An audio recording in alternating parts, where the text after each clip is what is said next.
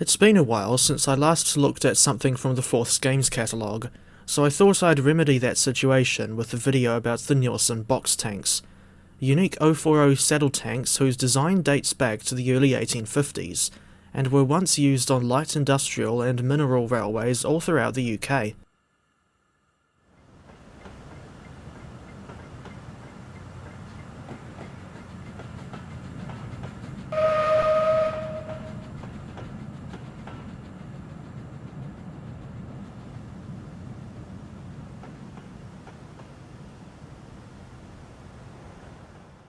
Unlike the Somerset and Dorset Joint Railway 7F, the box tanks weren't given to me for free.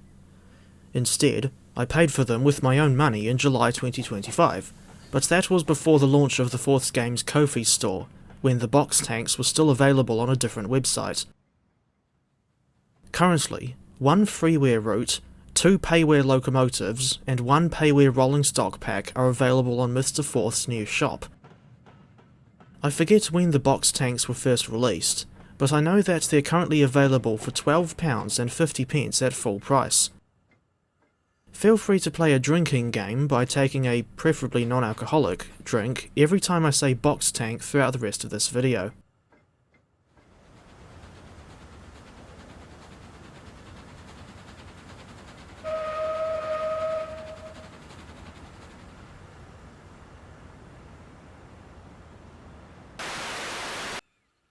At least 11 variants of the box tank are included in this pack, with detailed differences including buffers, regulators, chimney types, water tanks, injector designs, safety valves, and, in the case of the 2 Canadian variants, even a fully enclosed cab.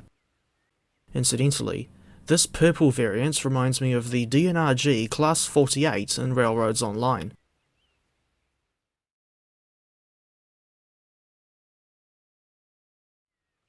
Besides the traditional box, there are a few more tank types included, one of which is this round-topped tank, as seen on a couple of rebuilt variants, as well as 5 variants whose tank is mostly curved, but goes into a box shape at the top, a bit like a piano. With this piano tank fitted, the engines remind me of the New Zealand Railways F-Class, an 060 design that first appeared in 1872. Incidentally, some of the Fs, including this particular example, were built by Neilson and Company of Glasgow, same as the box tanks. Perhaps the box tanks' biggest claim to fame, and indeed the main reason why I'm aware of their existence to begin with, is being the basis for a character in Reverend Wilbert Awdry's Railway Series books.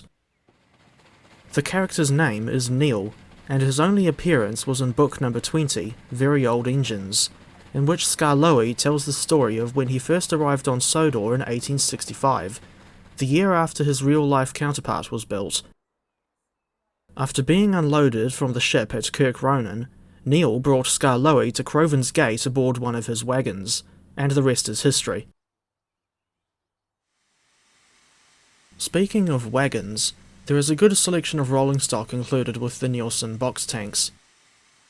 More specifically, you get 3 different passenger coaches, 2 plank wagons, with either front or side hatches, 3 plank wagons, flatbed wagons, box fans, and a brake van of some sort.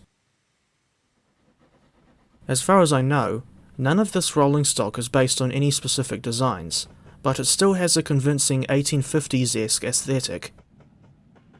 As for what my favourite from the selection is, that honour goes to these coaches in the Furness Blue livery.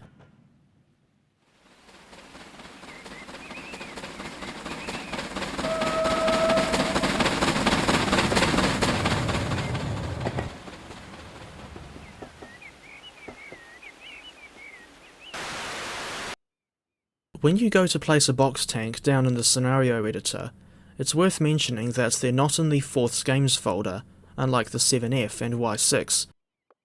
Instead, the boxes are in a folder labelled as LARD in all capitals.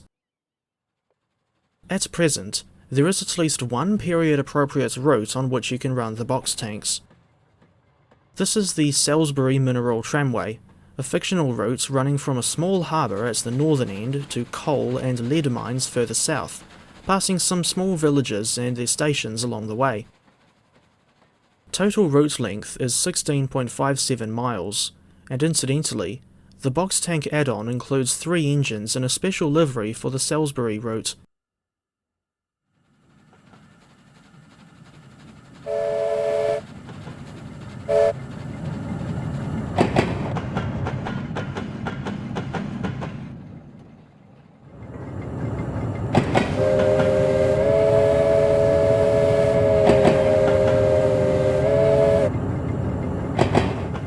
Something I haven't thought to mention yet is the inclusion of only hand brakes, and even then, the brakes are only on the locomotive, brake coach, and brake van.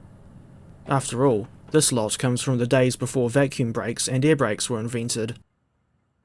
Even if you've got a brake van attached, it's best to not have too heavy a train behind your box tank, especially when going downhill, otherwise you could end up as a runaway train, without referencing Soul Asylum. It might be difficult to spot at first, but all variants of the box tank feature wooden boiler cladding, although this makes me wonder why the cladding was made of wood in the first place. Meanwhile, there are numerous animated components on this locomotive, including the brake rigging,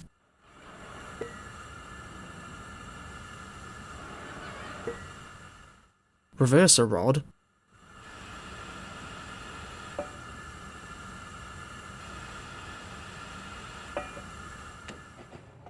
and valve gear inside the frames. Thinking back to the reverser, this thing only has 3 notches outside of mid-gear, something to bear in mind if you're used to engines that don't have notched reversers. As you might expect from such a small locomotive, the box tanks have limited fuel capacity, although it depends on the tank sizes and bunker arrangement. For example, the Ibervale Highland Yellow variant can only hold half a ton of coal and 540 gallons of water. According to the manual, there are some interesting quirks when it comes to driving the box tank, including something about the whistle that I'll mention later. You'll lose boiler pressure if you keep the regulator open too wide for too long. As the box tanks don't have a blower, you should keep the regulator open a tiny bit when coasting in order to maintain draft through the firebox. Speaking of which, the ideal fire mass for this locomotive is around 55 to 60%, or 120 pounds if you're using the F5 heads-up display. I highly recommend reading the manual for a full rundown on the box tank's controls and other details about this pack. One last thing I'll say about the manual. It's written in a humorous way that reminds me of Rapido Trains UK and their 00 scale models, of which I own 3, namely the GWR 1500 pannier tank, LNER J70 tram engine, and LNER Y7 tank engine. I'm so well accustomed to driving more modern steam locomotives, whose boiler pressures are well above 150 psi, that the box tanks sometimes throw me off, in a sense. The working pressure on these little 040s is much lower than the massive LNER P1, at only 60 psi, or 90 psi in the case of the Canadian variants, and I should also mention that the whistle sound will change if the boiler pressure drops too low.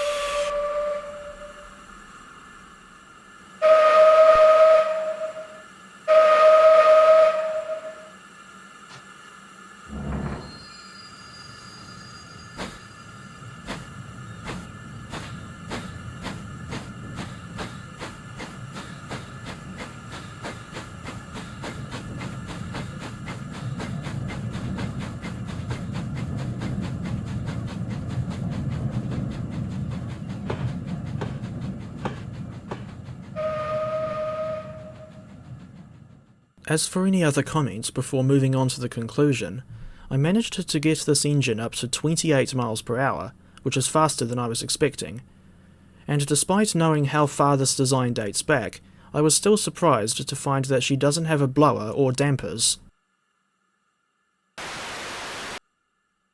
I may not be all that knowledgeable on railways in the very early days, but I still found the box tank to be a decent bit of kit, and I particularly like the model variants and all the animated components. Driving this thing is a distinctly different experience from what you get on the more modern locomotives like the 7F, but I dare say you'll get the hang of it with enough practice.